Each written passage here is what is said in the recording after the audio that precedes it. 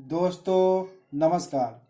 Non banking, para banking, गैर banking, कृषि मंत्रालय, cooperative society, real estate, township, Ponzi scheme, अन्य प्रकार के नामों से स्कीमों द्वारा लगभग 40 साल से लगभग 1981 के एक संशोधन मात्र से इस प्रकार की कंपनी का जन्म हुआ और ये कंपनी आम जनता से पैसे की उगाही करता चला आ रहा है। लेकिन खास बात यह है कि इनका रजिस्ट्रेशन भी राज्य सरकार, भारत सरकार के मंत्रालय, ROC, registrar of company, MCA, ministry of corporate affairs इत्यादि से प्राप्त है। ऐसे कंपनी डिपॉजिट या रिकरिंग एजेंटों द्वारा कलेक्शन कराकर धन जुटाते हैं और ये तब तक चलाते हैं जब तक कि उनका मैच्योरिटी न पूर जाए। मैच्योरिटी पूरने से पहले ही कुछ ब्रांचें, कुछ कंपनियां बंद करके भाग जाती है, कुछ तो जब तक पैसा जमा ज़्यादा होता है और निकासी कम होता है तब तक चलाते हैं, उसके बाद उसको बंद कर देते हैं। इसी कड़ी में एक बीच में आ जाता है कि कभी सरकार के नियामक प्रशासन आकर ब्रांचों में छापेमारी कर देते हैं और जिस कंपनी के सीएमडी को राजनीतिक प्रशासनिक सपोर्ट नहीं है, एक ही छापेमारी में वे बंद हो जाते हैं और जिनको सपोर्ट है वे बहुत लंबा चलाते हैं। इनके बाद उनकी और गहरी पैठ हो जाती है और वे पब्लिक में आकर छा जाते हैं। छापेमारी होने के बाद कंपनी जमा निकासी कर रही होती है और अपने आप को लीगल प्रस्तुत करती है कि छापेमारी में हमको लीगल प्रस्तुत किया गया है, अच्छा किया गया है, इस कारण से हम मजबूत हैं और हमारे लाइसेंस अच्छा है, इस कारण से हम हैं। और ये मार्केट में उनका धाक जम जाता है और इससे वे एजेंटों द्वारा और बहुत सारा पैसा इकट्ठा करने में कामयाब हो जाते हैं।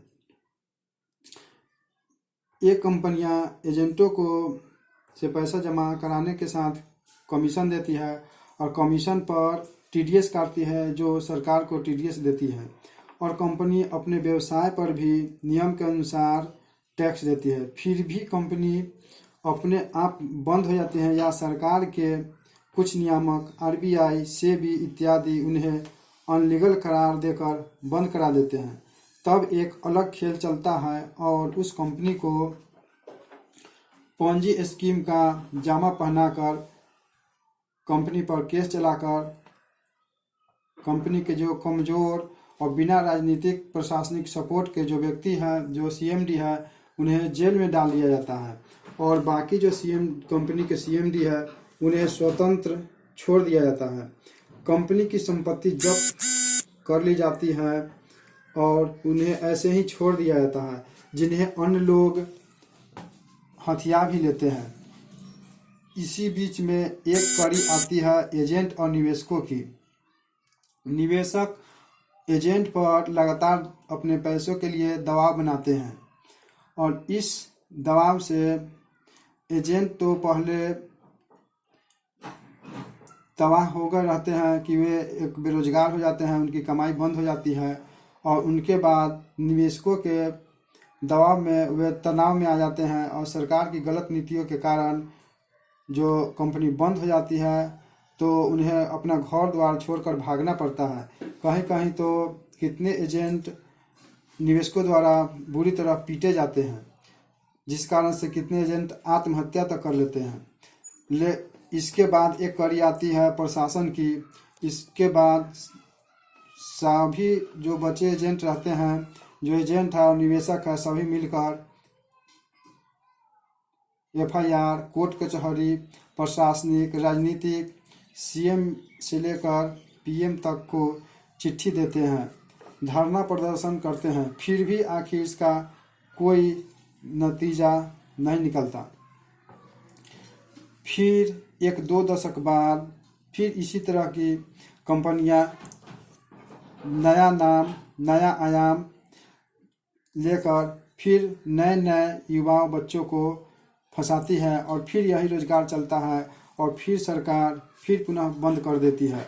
यह लगभग 1981 के बाद हमेशा से चलते चला आ रहा है, लेकिन बंद होने के बाद किसी भी कंपनी का पैसा शायद ही मिला हो। आखिर यह भारत में ही ऐसा खेल क्यों होते चला आ रहा है? सरकार ऐसे रजिस्ट्रेशन क्यों देती है? यह रजिस्ट्रेशन देना बंद क्यों नहीं करती? या अगर उन्हें मन नहीं है यह काम करने का, नॉन बैंकिंग पूंजी स्कीम चलाने का, तो इसको उनका रजिस्ट्रेशन ही देना बंद करे।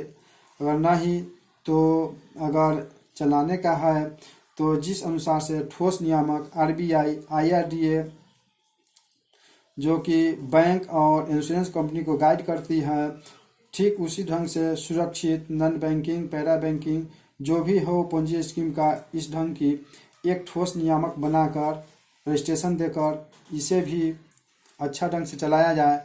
नहीं तो इस ढंग की पूंजी स्कीम का खेल बंद कर दिया जाए, जिससे कि जो आगे आने वाली पीढ़ी है इसका मार झेल ना सके। इसलिए कि इसमें जो एजेंट बनते हैं वो उन्हें बहुत मुंह की खानी पड़ती है। जो निवेशक है उनका तो घर द्वार ही लूट जाता है, उनकी अपनी सारी ज़िंदगी की गाड़ी कमाई मुफ्त में चला जाता है। आखिर इस खेल का कसूरवार कौन है और यह भारत से कब दूर होगा? नमस्कार।